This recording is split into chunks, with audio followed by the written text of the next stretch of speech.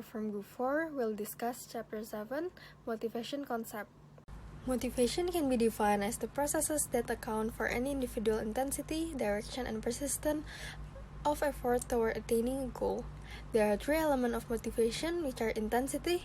Intensity tells how hard a person is trying. It describes the strength a person puts into achieving a life goal. Direction. The direction of the motivation concerns the attitude and goals that give rise into action. Persistent. Persistent measure how long a person can maintain an effort.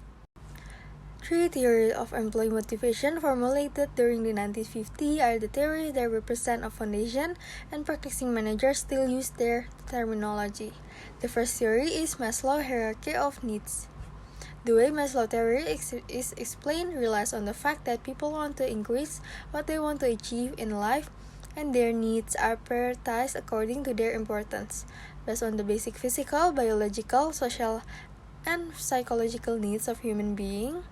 Maslow came up with 5-stage theory that placed the needs of the individual in different categories and prioritized their attainment.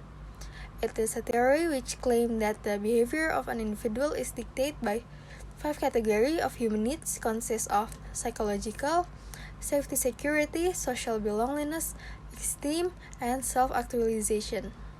And we have psychological. These most basic human survival needs include food, water, sufficient rest, clothing, and shelter. Maslow stated that these basic psychological needs must be addressed before humans move into the next level of fulfillment. Next, among the lower level needs is safety. Safety needs include protection from violence and theft, emotional stability and well-being, health security, and financial security. The social needs on the third level of Maslow's hierarchy relate to human interaction. It includes affection, belongingness, acceptance, and friendship. The higher needs, beginning with esteem, are ego-driven needs. The primary element of esteem are self-respect and self-esteem. Self-actualization, drive to become what we are capable of becoming, includes growth, achieving our potential, and also self-fulfillment. Self-actualization describes the fulfillment of your full potential as a person. The hierarchy of needs to show how employees can be supported to reach the highest level of self-actualization, which enabling business to achieve excellent and financial success. Psychological aspect, the business application is to provide safer environment, clean facilities, and the correct tools to do the best job. For example, Google wants to make its employee lives more comfortable. They are continually searching for ways to improve the health, well-being, and morale of its employee. On the safety needs, the business application is to treat coworkers with respect, allow them the freedom to take the risks, and not be harshly criticized. The business application on belonging is give everyone the opportunity to be heard by create a sense of community. The example is HBO Corporate Social Responsibility Team unites employees, talent, and non-profit partner to make a difference on a social issue. The business application of esteem is by empowerment, public raise, employee recognition program. Understand that each person's job contributes to the ultimate success of the company, making everyone feel valued and important. For self-actualization, the application is give employee the opportunity to think big, to be creative, to have vision for the future, and provide direct input to senior leadership. Two-factor theory. A theory that relates intrinsic factor to job satisfaction and associate extrinsic factor with dissatisfaction, also called motivation hygiene theory. Factors of hygiene include conditions such as supervision quality, salary, business policy, physical condition of work, relationship with others, and job security. Heisberg states that the presence of motivator ensures employee satisfaction while job dissatisfaction arose from a lack of hygiene factor. The two-factor theory of motivation holds that job satisfaction and dissatisfaction are two separate categories with entirely different contributing factors. In order to ensure harmony in the workplace, motivation hygiene theory holds that employers must increase employee motivation factor while simultaneously increasing workplace hygiene. How to use Herzberg two-factor theory to boost worker productivity. First, by ensuring more autonomy for employees. The more that employees feel that they are responsible and autonomous, the greater the sense of achievement they will feel in their work. The more an employer can responsibly encourage employees to take ownership of their work, the more motivated the workplace will be. Next, give feedback. It's important to let employees know how they're doing by providing meaningful and constructive feedback. Letting employees know how they can improve is an important step in increasing their motivation. Next, improve condition of the workplace. One of the simplest ways to improve work hygiene is by providing a clean, safe, and aesthetically pleasing workplace. Next is poll employees. A good way to get a sense of what motivates employees is to conduct a poll or survey. Check in with the team, provide manager with an understanding of areas and the kind of work element they favor in comparison with others. Next is view the welfare of the employees. Two-factor theory that employers are unable but have to try rather to improve motivation or hygiene. Employers can adapt business policy to promote employee welfare while at the same time avoiding poor motivation and low hygiene. Moving on to the next theory, McClelland theory of needs. It is a theory that states achievement, power, and affiliation are three important needs that help explain motivation. Needs for achievement is the desire for significant achievement or skill expertise. Need for power is the desire to control or influence other people. And need for affiliation is the desire for strong and pleasant interpersonal relationship. Continuing from the previous slide, here are some behavior that represent each of kind of needs. For needs for achievement, people who possess high achievement needs are people who consistently work to excellence by particularly avoiding low reward, low risk situation and difficult to achieve high risk situation. Such people avoid low risk situation because of the lack of real challenge and their understanding that such achievement is not genuine. They avoid higher situations since they see and realize that luck are more important, not the work itself. The higher the performance they accomplish, the more motivation they gain.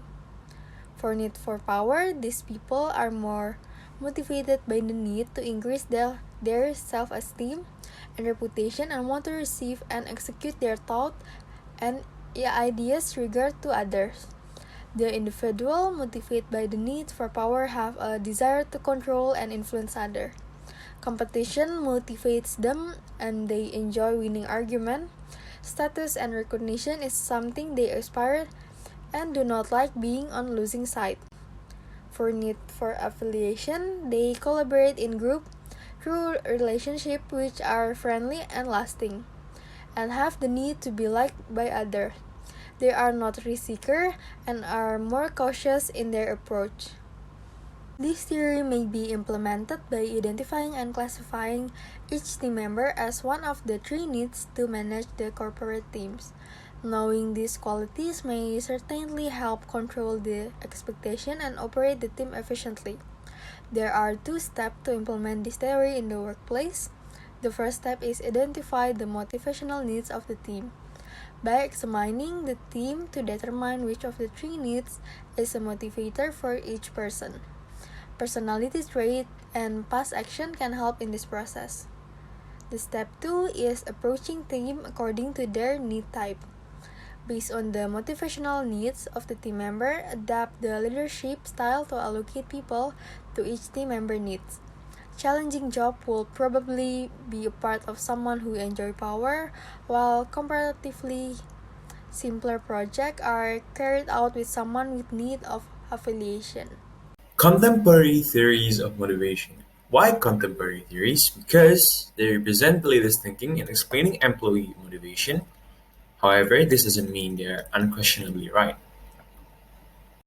Self-determination theory proposes that people prefer to feel they have control over their actions.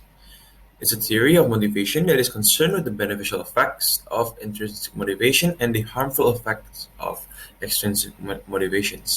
Cognitive evaluation theory. What is a cognitive evaluation theory? It's a complementary theory of self-determination theory which hypothesizes that intrinsic rewards will reduce intrinsic interest in a task. When people are paid for work, it feels less like something they want to do and more like something they have to do. Self-determination theory proposes that in addition to being driven by a need for autonomy, people seek ways to achieve competence and make positive connections with others. What does the theory suggest about providing rewards? The first one is from the self-determination theory, suggests that some caution the use of intrinsic rewards to motivate is wise, and that pursuing goals from intrinsic motives is more sustaining to human motivation than are intrinsic rewards. And the second one is the cognitive evolution theory, suggests that providing intrinsic incentives may, in many cases, undermine intrinsic motivation. Self-concordance considers how strongly people's reasons for pursuing goals are consistent with their interests and core values. Research suggests that people who pursue work goals for intrinsic reasons are more satisfied with their job, feel they fit in organizations better, and may perform better. They would be happy even if they do not attain their goals. Why? Because the process of striving toward goals is fun, whether or not the goal is achieved. On the other hand, people who pursue goals for intrinsic reasons such as money or status are less likely to attain their goals and be less happy even when they do. The next thing we want to discuss is the goal setting theory. So what is goal setting theory? So goal setting theory is a theory that says that specific and difficult goals with feedback lead to higher performance. Okay, the first question that we would actually ask is why is it like this? So the first reason, it's because it acts as an internal stimulus. So it gives a specific objective to attain and therefore all the things will be equal. And the second one is that it projects a higher level of performance because if factors such as acceptance of goals are held constant, the more difficult the goal, the higher the level of performance. And so it's of course logical to assume that easier goals are more likely to be accepted just because of course it's easier. And so once a hard task has been accepted, we can expect the employees to exert a high level of effort to try to achieve it. And the third one is that it helps identify differences. So people do better when they get feedback on how well they are progressing toward their goals because it helps them see the differences between what they have done and what they want to do next. So like the feedback guides their behavior. Okay, so the next thing we would want to discuss is the 3 personal factors influencing the goal performance relationship. So the first one is goal commitment. So goal setting theory assumes that an individual is committed to the goal and determined not to lower or abandon it. So the individual is first believes he or she can achieve the goal, and second is that he or she wants to achieve it. And this can only be done if the goal is public. So the second one is task characteristics. So goals themselves seem to affect performance more strongly when tasks are simple rather than complex. So well learned rather than a novel, and independent rather than interdependent, and on a high note, achievable. And so the last one is national cultures. So setting specific difficult individual goals may have different effects in different cultures just because people may be very goal-oriented or specific goal-oriented and things like that. So next is management by objectives, which can be simplified to MBO. So what is it exactly? So it is a program that encompasses specific goals, participative set for an explicit time period with feedback on goal process. So it's like almost similar with goal setting theory, but it is not exactly similar. Okay, so MBO works from the bottom top as well as from the top to the bottom, and the result is a hierarchy that links objectives at one level to those at the next. So for the individual employees, MBOs provide specific personal performance objectives. So there's 4 ingredients that are common to MBO programs. So the first one is goal specificity, and second one is participation in decision making, which includes the setting of goals and objectives. And the third one is an explicit time period. And the last one is performance feedback. So many elements in the MBO programs match the propositions in the goal setting theory. As I mentioned before, it is similar but not the same. So next up, we have the reinforcement theory.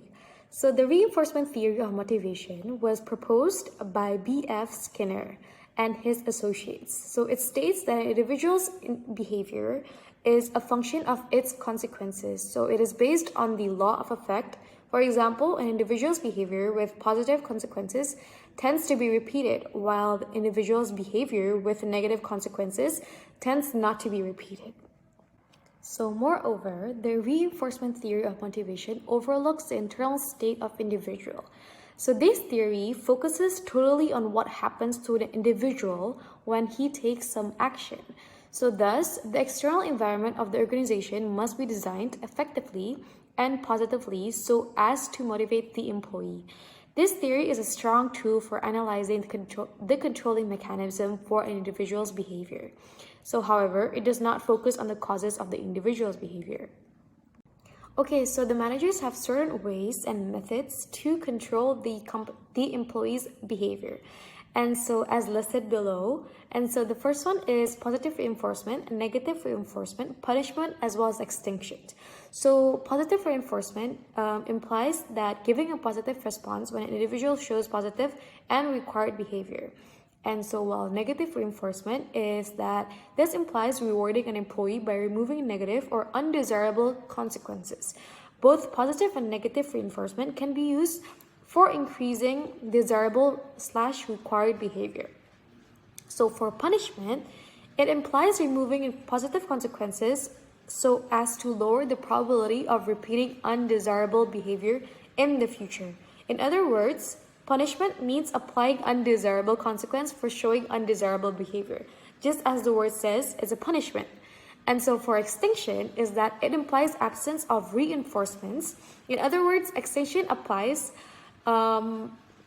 lowering the probability of undesired behavior by removing reward for the kind of behavior. Okay, so for the next one, we have equity theory, a theory that says that individuals compare their job inputs and outcomes with those of others and then respond to eliminate any inequities. So according to equity theory, employees compare what they get from their job, their outcomes, such as pays, promotion, recognition, or a bigger office, to what they put into it, so their inputs, such as efforts, experience, education. So based on equity theory, employees who perceive inequity will make one of six choices. The first one is change inputs. So employee who perceive inequity will exert less effort if they're underpaid and will exert more if they're overpaid. The second one is they will change outcomes. So here individuals will increase their pay by producing sama lagi. So for the fourth one, distort perception of others. So after employees reflect on themselves and they compare their work to others, they will take conclusion whether if other employees' job is worth it or not. So for example here, my job isn't as desirable as I thought. For the fifth one, we have choose a different preference. So here employee will see or perceive other people experience, and they will take notice about what they're doing with. And so similar to equity. So here employee will evaluate how they are treated by these four models of organizational justice. The first one we have distributive justice. So here it perceived fairness of the amount. Okay, so next I will explain about expectancy theory. It's actually one of the most widely accepted explanations of motivation stated by Victor Rooms.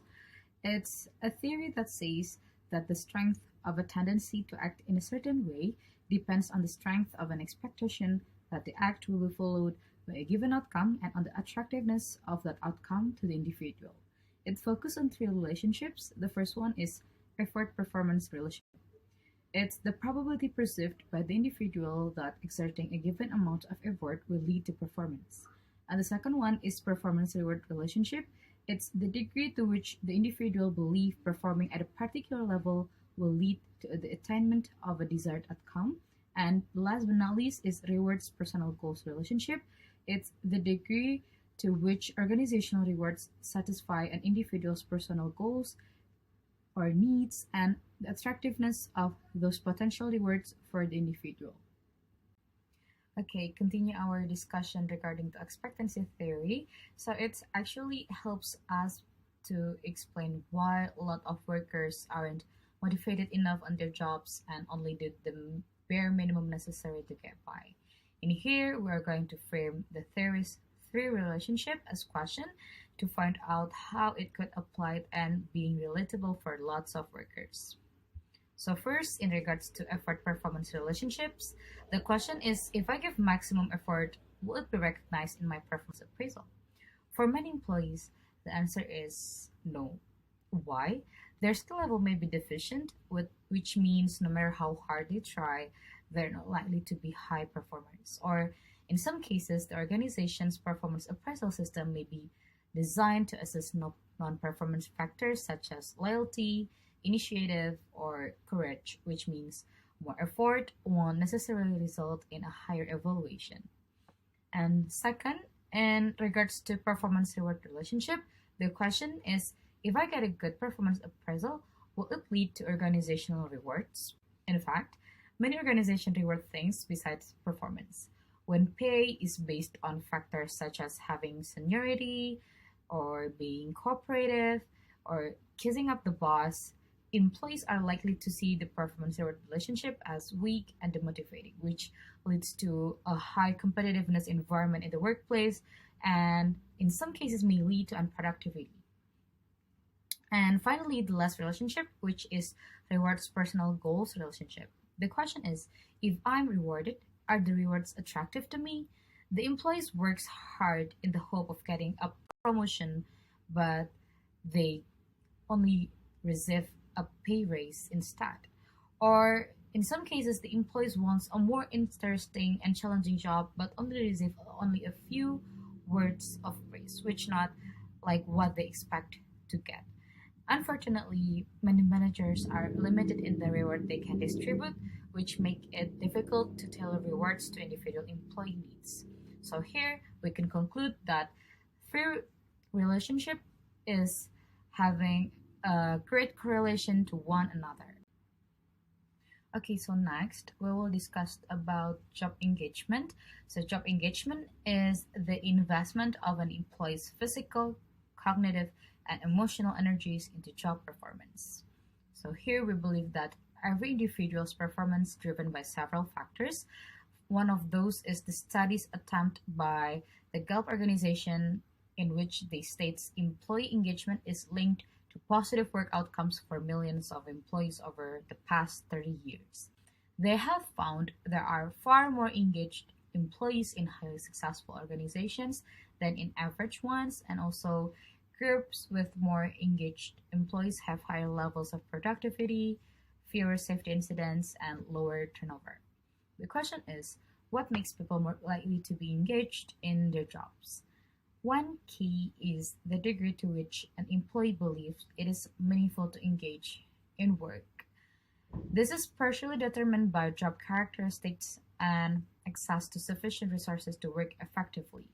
So here we can conclude that comfortable or positive energy in the workplace could lead to a great outcome in each of individuals in the workplace. So when the environment in the workplace is comfortable enough and have a good relationship between others, it will lead to a great outcome and achieve goals of the organization itself.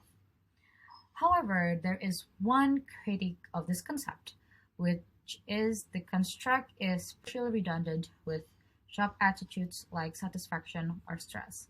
So when employees engage, like have a good engaged relationship, it will lead to a work family conflict, which is like the dark side of being engaged in the workplace. However, this could be avoided by having a good communication in the workplace so it won't happen and won't affect their work. Okay, so for our last discussion in this chapter is talking about integrating contemporary theories of motivation. So it's basically we just integrates much of what we know earlier about motivation. Its basic foundation is the expectancy model that was shown in this diagram. So in this diagram, actually we can conclude that one terms could affect another.